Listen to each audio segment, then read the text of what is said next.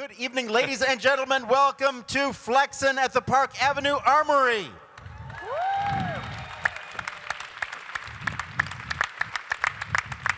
This is the place to be, and you are here. What we are going to do tonight is a real exercise in serious movement, which is what's called for in this country at this moment. We started working on this project last August, but of course, FLEXN goes back much farther than that, and one of the inventors of the art form is right here on the end here. This is Reg Rock Gray. How's everybody tonight? And when we talk about pioneers, we talk about a generation of people, African Americans in East New York, inventing a language, a new language, because there are new things that need to be said in new ways. And we need to move things forward, and that's going to require a different type of articulation and an ability to explain realities that have been otherwise invisible to certain people. The nature of the dance form itself, bone breaking, which is about breaking every bone in your body, or once you have been crushed by the world, rebuilding yourself, recombining yourself, reimagining yourself, taking the strength of those bones and lifting yourself into a new state of being. Pausing, which is Reg's specialty, which is taking any movement and suddenly breaking it up into all of its parts and realizing how complex it is, and recognizing that in any movement you actually have a whole series of movements that you could stop and deal with. Think, rethink, charge, recharge. Another form is gliding, what it means to move and stay smooth, what it means to move through obstacles, what it means to not just get rough, what it means to actually move in rough situations and keep your cool in the midst of a lot of heat. And of course, connecting, which is the understanding that everything does connect. And you have to connect it fast and brilliantly, and you have to face every obstacle in your life with a maximum of creativity and virtuosity. And what we're facing as a survival thing is the need for serious creativity right now in this country. And a lot of the issues that we are facing are a result of what can only be described as a failure of imagination, which is why the arts have to be in the forefront of the shifts that we're all imagining. We started, as I said, in August, working on this project, and it was 3 weeks after Eric Gardner was choked to death on a street in Staten Island for selling separate cigarettes. 3 weeks later, that story did not go away. Usually, a young black person being killed at the hands of police officers is not a story for longer than a day. But people were watching that video, were watching somebody die on the pavement at the feet of people who didn't even seem to notice or care that he was alive and then dead. The more people saw that video, the more people talked, people started organizing. The second week of our rehearsals, Michael Brown was shot in Ferguson, and people all across America were in the streets. And people were saying a system which undervalues the lives of certain people,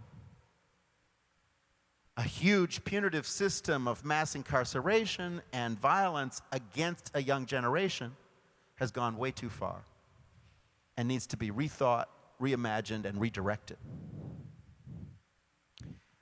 And suddenly you could feel in the whole country a momentum for a change that's long overdue. Change is mostly incremental or invisible, and suddenly you feel that we are right now, this year, at a moment when change could actually happen in major, highly visible ways. So we've invited this evening 4 people who are leading change, who are visionaries, who are determined, who are relentless and who are seriously putting their shoulders to the wheel, because we want everybody to experience this evening with a sense that we are in the middle of the change and we are making the change. It's my pleasure to introduce tonight Rukia Lumumba, who's the Director of Youth Program at CASES. James ONeill, the Chief of Department of the New York City Police Department. Marlon Peterson, the founder and chief reimaginator of the Precedential Group. And Jumaane Williams, the New York City Council member for the 45th District in Brooklyn. Please welcome them.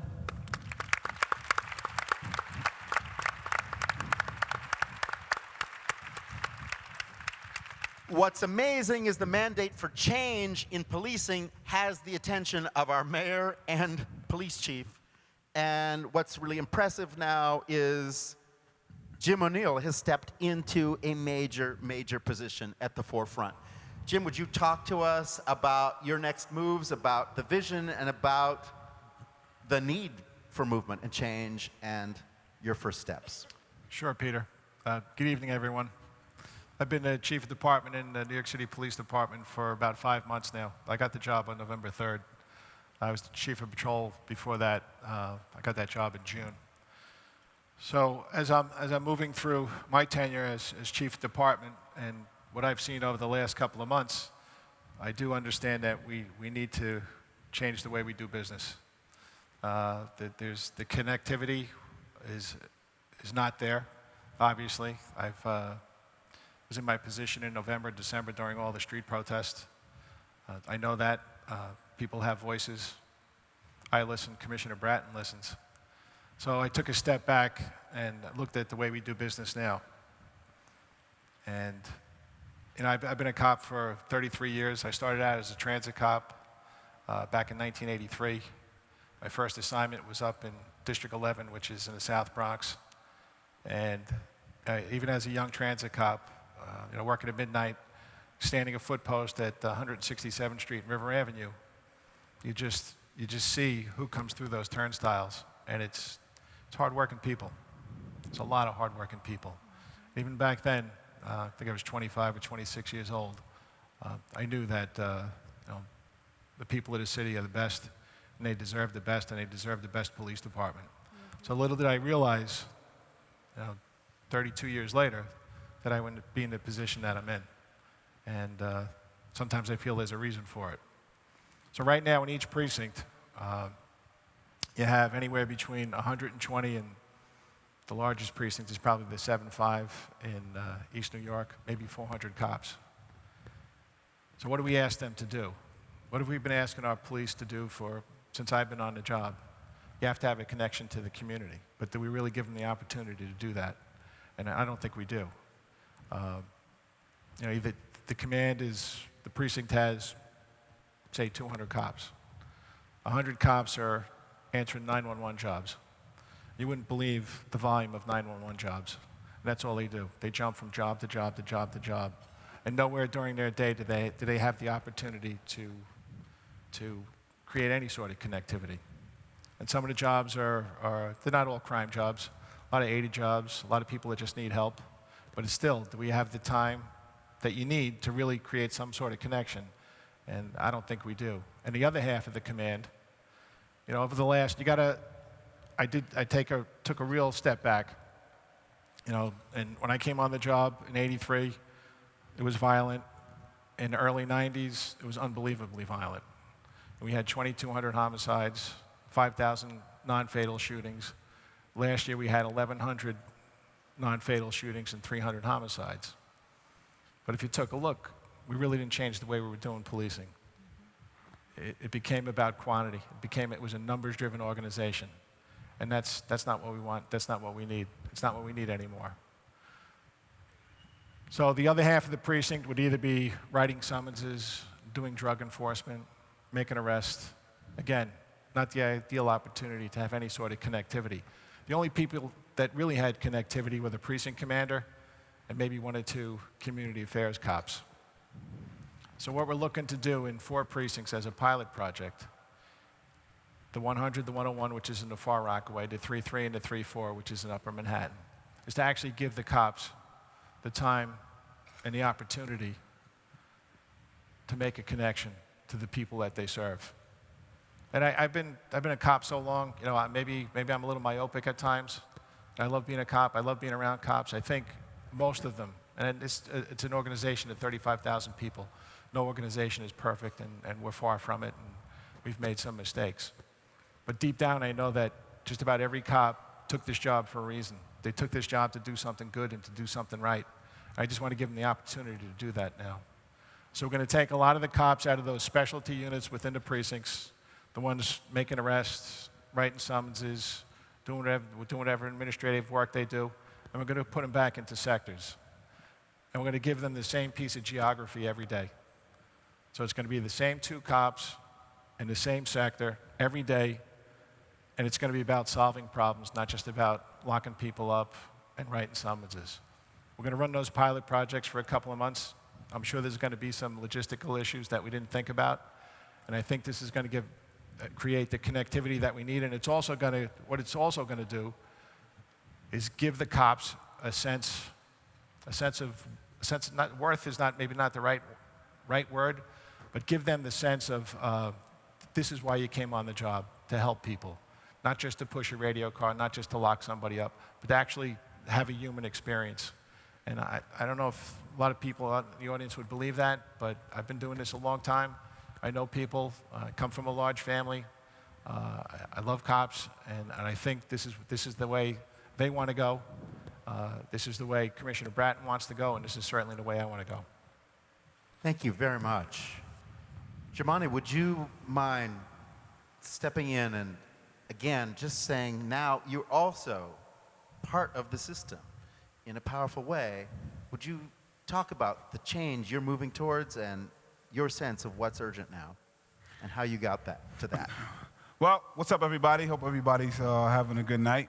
Thank you for inviting me, and thank you for listening. For me, I think it's about kind of changing the discussion, and it's happening nationally, and it's exciting. I'm just hoping we don't lose the moment, and I'm also worried that we focus overly on policing. And not to say that it doesn't need reform, it doesn't need change. It absolutely does, and we have to do that. But I want to make sure that we focus on many of the other agencies and services that I believe have affected the same communities that the over-policing has as well. And so sometimes I try to push that conversation to, well, yes, policing is a problem, but we've neglected those same communities when it comes to housing, when it comes to education, when it comes to jobs. And I want to bring that into the conversation because we have to hold them just as accountable. And I understand the reason we focus a lot on the policing, because when there's a palpable error or it bubbles up, someone dies or someone gets hurt. But there's communities that are slowly dying up until that point, that people are dying just the same. It happens a little slowly, but we have to hold them just as accountable. And so oftentimes, my thing is, why are police the only things that are being sent to those communities? And then people will say that those communities ask for them. They want more police officers, which is 100% true.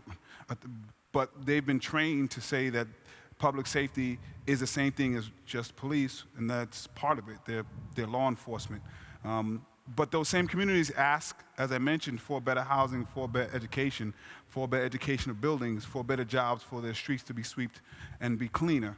So why doesn't anyone hear the asks in those arenas as well?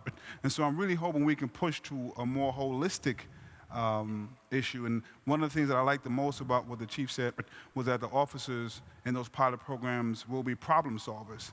Because one of the problems is a lot of times the first thing we know is arrest or summons. But a police officer should be connected with other agencies so that when they see a problem, they can think about, well, how can I solve this problem with other agencies, so that sometimes a broken window doesn't necessarily need an arrest. It might need a carpenter or someone who can fix a window. And so I'm trying to really hope that we can change the direction of the conversation so that while we focus on reforming the police department, we focus on these other services and resources, because I believe that when we fix those, then we actually need the police response less.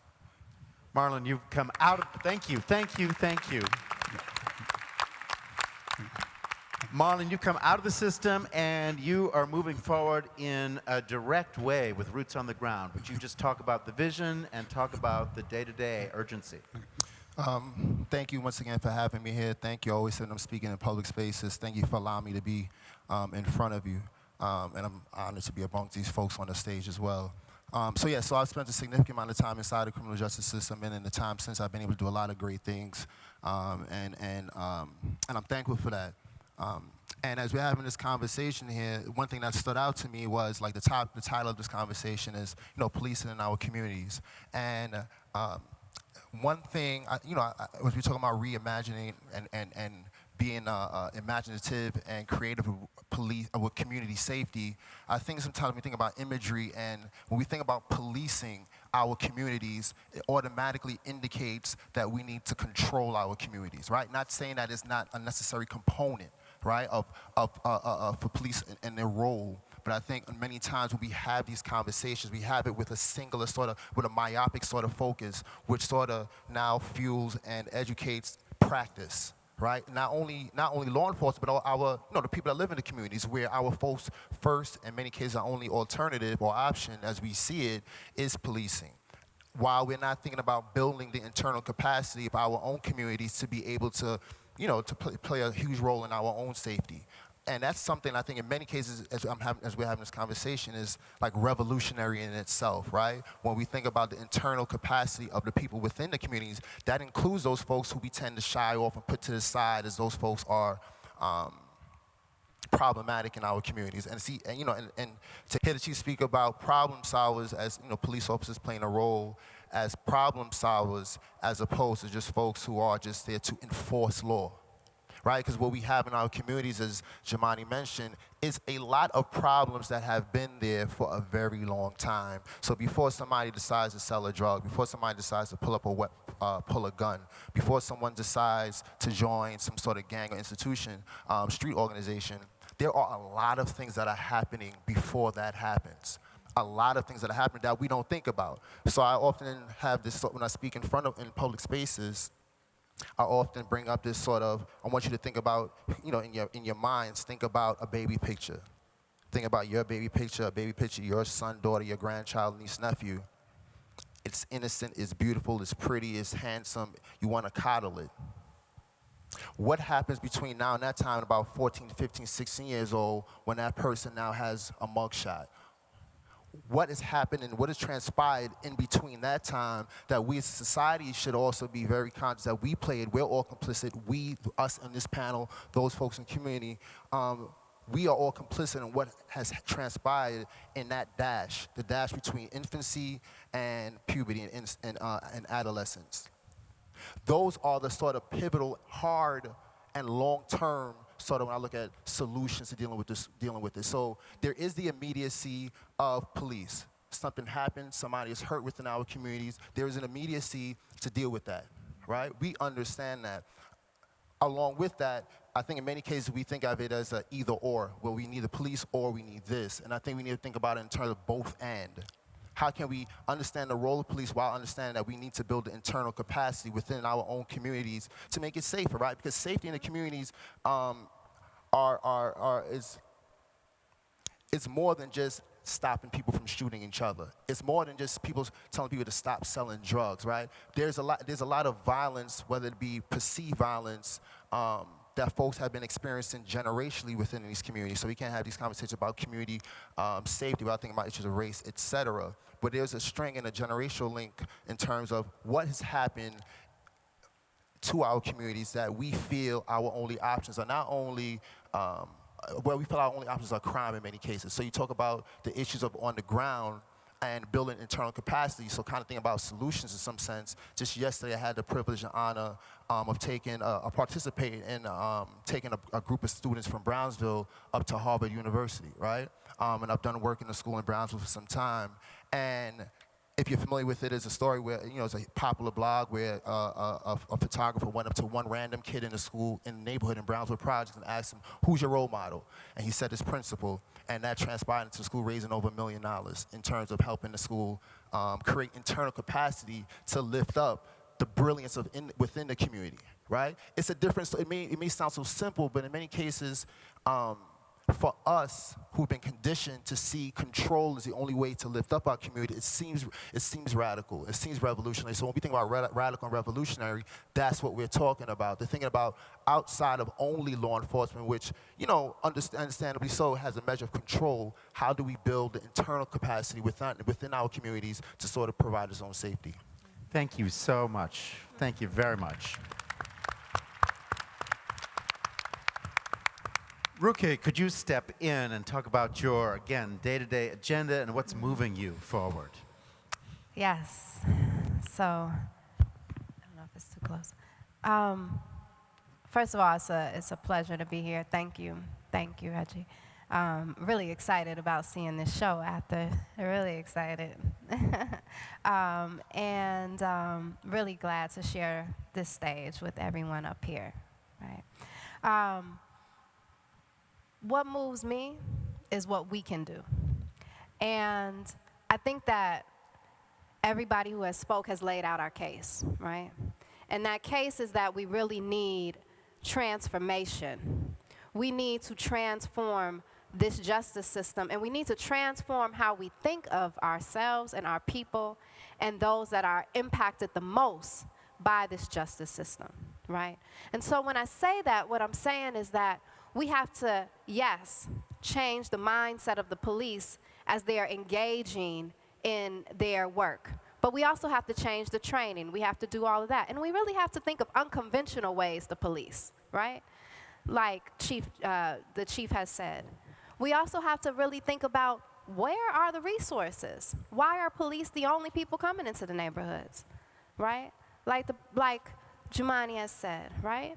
We have to also think about, well, what is happening in the minds of adolescents between birth, excuse me, I have a little cold, between birth and between teenage years and then after that? What is getting them caught up? And why aren't we responding in the way that we need to respond? I mean, if we look at statistics, the U.S. is one of the worst nations in the world that responds to adolescents in a positive, proactive way. We tend to use punitive measures to respond to how we deal with our young people. And we see that in the outrageous number of young people that we incarcerate. We have in 2011, and that's the data I have right now, we had 61,000 young people incarcerated in the United States. 61,000. 75% of those young people were in prison or a detention facility or had some arrest that was nonviolent. 75%. And 65% of those people were children of color. And so it's really important that we pay attention to those facts. But then it also is very extremely important that we think about, how do we really respond? How do we really view the very young people that we're talking about up here? I was recently at a family friend function for Black History Month, and she invites all her friends and family, and they come over, and then every family shares a Black history fact. And as we were sitting there, some of the elders in the room started talking about how they were on an elevator, and some young people on the elevator were acting loud. And so she turned around and said, you need to bring it down because you are disrespecting me right now. You're too loud. And then she said, and the young person responded aggressively saying, who are you talking to? You're not my parent. And so then, she proceeded to say, young people just have no respect these days. They're not like the young people they're not like we used to be. And so I turned around to her and I said, it was not appropriate for that young person to come at you in that way. But how appropriate was it for you to come at that young person in the way, in the tone, in the manner that you came at them? If you want respect, you also have to give it. And it's hard for us to hear as adults. But there's a way that you offer respect to every young person. So the better approach would have been in the elevator, excuse me, young brother, do you mind it's just a little loud. And it's making me a little anxious. I've done it several times, and it's worked. And you get a different response depending on how you respond to people, right? How you approach people. I think that's part of what we have to do in policing. It's part of what we have to do in our communities ourselves, right? How do we look at ourselves? But the other most important piece of what I'm saying is that I'm asking you to really look and dig deep and look into what you can do to help push this movement forward, because the consequences are far from minor. When I look at the number of young people who are in touch with the criminal justice system, the traumatic experiences that they have as a result of it, combined with the already traumatic experiences that they've had that led them up to being involved in the criminal justice system, we are setting ourselves up for failure. It is illogical to think that you can lock 61,000 young people up in a prison or a detention facility and think they're going to come home better than the way they went in. Prisons do not create better people. Detention facilities do not create better people. Communities, human contact, schools, good schools, right? Resource schools, community centers, supportive adults. That's what creates better human beings. And that's what we need. And so as you leave here today, as you watch the show today, I ask you to take in all that you can. Remember all the words that we shared with you today. And then leave here knowing that you are going to do something to make a difference, to make change. And that's all I'll say. Thanks.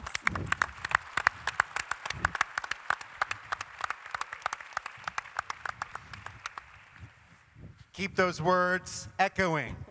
The reason we wanted tonight to charge the electrons in the air of this building is because the next set of movement is going to be by people who are moving.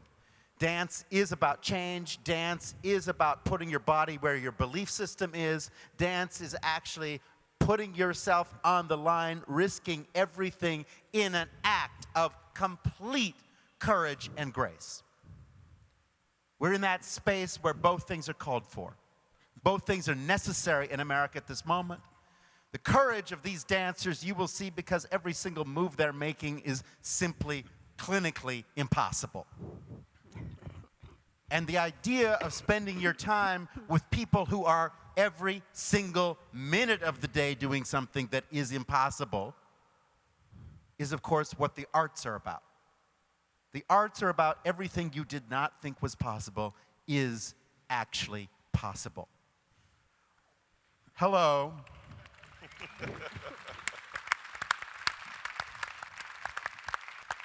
But what it is we work at it. We do it a lot. We do it every day. We do it hundreds of thousands of times so that the time when it counts, we can do it really brilliantly. And that idea that we're not going to give up on something, and what the arts are about is not saying, oh, look where we are, this is frustrating. It's we do not get past the frustration until we skill ourselves up with confidence, with brilliance, with self-empowerment, but also the point of Regis Group, which is called the Dream Ring. Dream standing for dance rules everything around me. Yeah. Dance rules everything around me. And it's a ring. Tonight you will see a huge section of the piece is solitary confinement. The worst thing that anybody ever thought of. For any human being that's at a low point in their life, what anybody needs when they're in a bad place is friends. They do not need to be alone in a cement and steel box. People need serious, deep friendship and support from real communities exactly in moments of crisis. Solitary confinement must be abolished. It has to be abolished in these next years, right now in this country.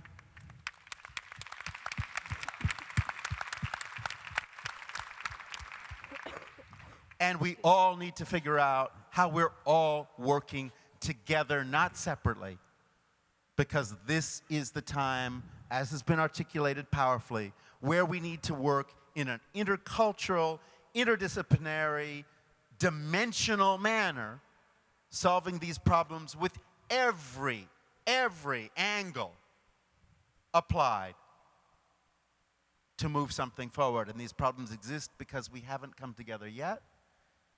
And the process of coming together is the act of transformation, not just for young people in trouble.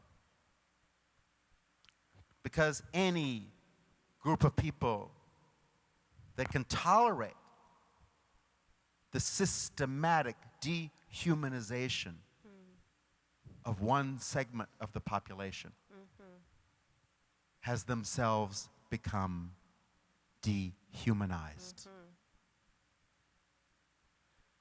The arts are here to insist upon everyone's humanity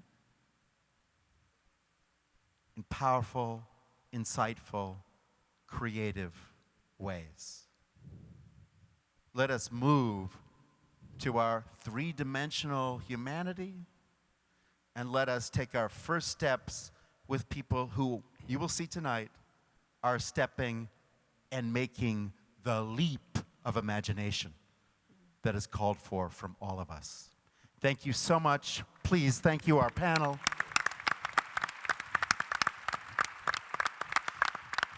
And thank God these folks are in the places they're in, and they're moving full force. Thank you, all of you.